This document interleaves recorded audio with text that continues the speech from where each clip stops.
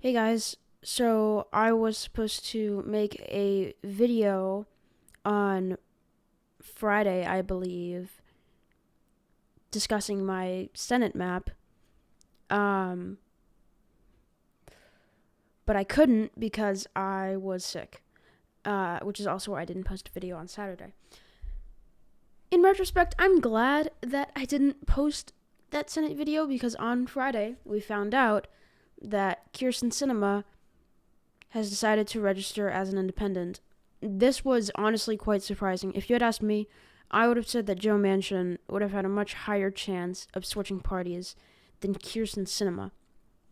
Um, so yeah, as most of you know, Kyrsten Sinema has been one of the two conservative Democrat senators which have blocked a lot of Biden's legislation, such as increasing the minimum wage and ending the filibuster, DC statehood, and she just announced she was going to become an independent. So this changes everything. I'm going off script. I'm just going to talk about this off script. This is very confusing. The 2024 strategy Democrats needed was, okay, Manchin is probably dead on arrival. So West Virginia's gone, but we have room for error. So we need to win, or I'm just doing this through their head, all right? So they're thinking, all right, we need to win Montana, Ohio, and Nevada, because they, before this, they thought Ruben Gallego is going to primary Kyrsten Sinema, and it's probably going to be a lean Democrat. They don't have to worry about it that much. But then she switched parties. So this race is now probably going to be a three-way race, which is going to take funding away from the three races they needed to dump funding in, which is Montana, Ohio, and Nevada. So this makes things a lot harder for them, and it makes Arizona just kind of a mess, honestly. We don't really know which party Kyrsten Sinema is going to caucus with. She's not going to caucus with the Republicans, and I'd assume she's going to caucus with the Democrats. We don't know for sure. She might just not caucus with either party and just be a complete independent. She has made a deal with Joe Manchin where she would keep her committee appointments. So this is just kind of confusing.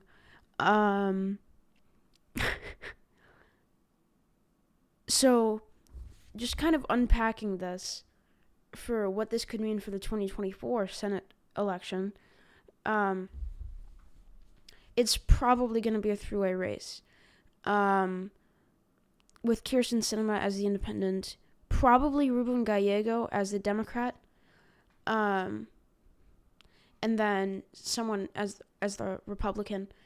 So I should probably add, why has Kyrsten Sinema decided to change her registration to an independent? This is why. She is extremely unpopular amongst Democrats, and in a primary against Ruben Gallego would barely get any percent of the vote, as seen in a lot of these polls we've seen done, and would probably lose in the primary. So her doing this means she's not going to have to be in a primary with anyone, but she is still probably going to lose, as we shall see. At this point, Arizona's kind of a toss-up. Who will the nominees be? Kyrsten Sinema, obviously, as the independent. Ruben Gallego seems like the real front-runner here for the Democrats. And then for the Republicans, it's a lot closer, but I'd probably say Andy Biggs has the highest chance out of any of the Republican candidates.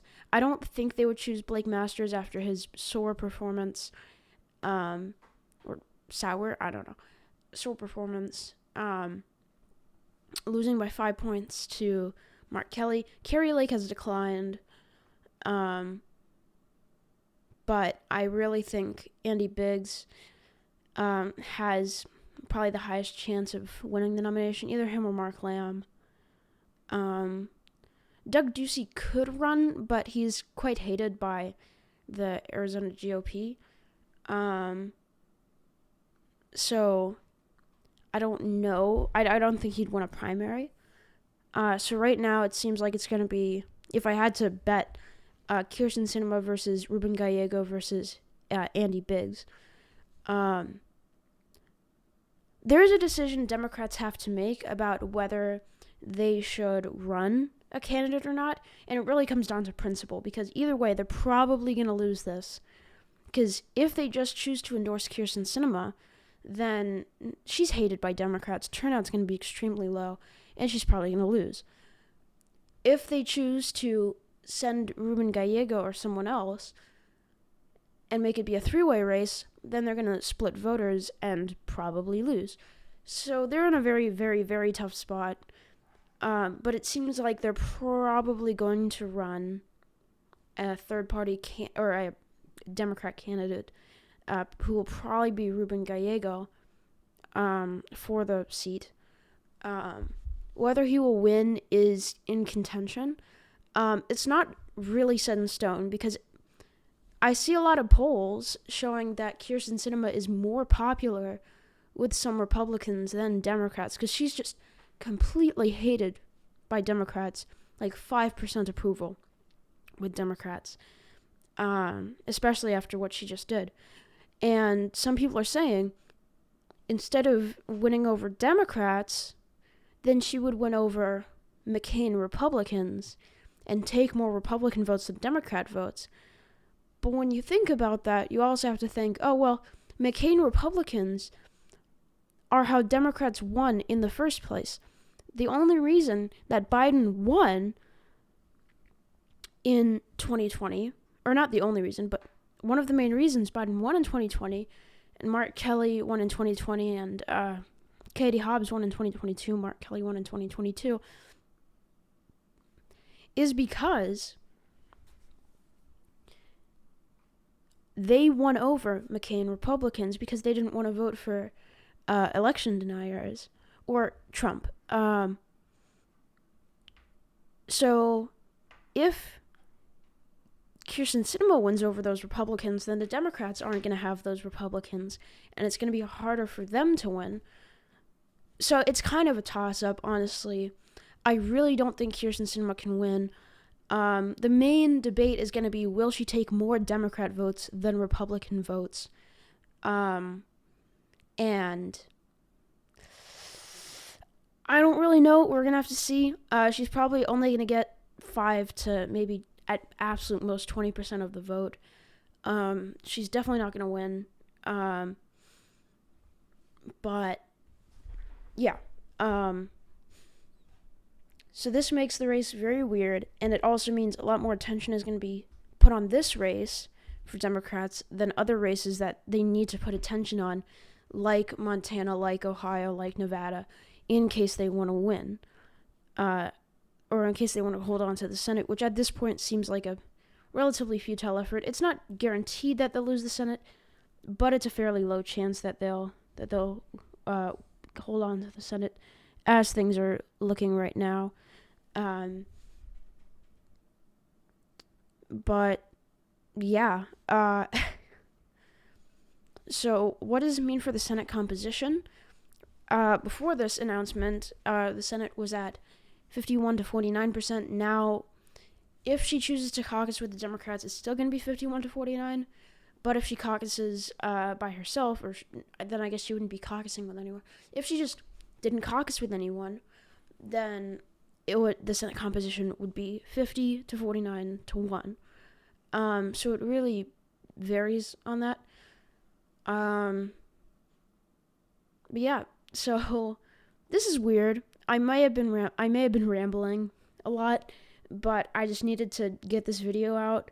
I'm still a bit sick, so I may have been talking incoherently, but I'm just going to try to wrap it up here, and I guess to summarize, this was fairly unexpected. It means that the Senate election in Arizona in 2024 is pretty much a toss-up, but Kyrsten Sinema is probably not going to win. Definitely not going to win. And she's probably going to caucus with the Democrats, but they're still probably going to run a candidate. Yeah, so this video was a bit rushed. I apologize. Tomorrow, I'm going to come out with my actual 2024 Senate map now that this has come out and this all has happened. Thank you guys for watching, and I'll see you in the next video. Bye.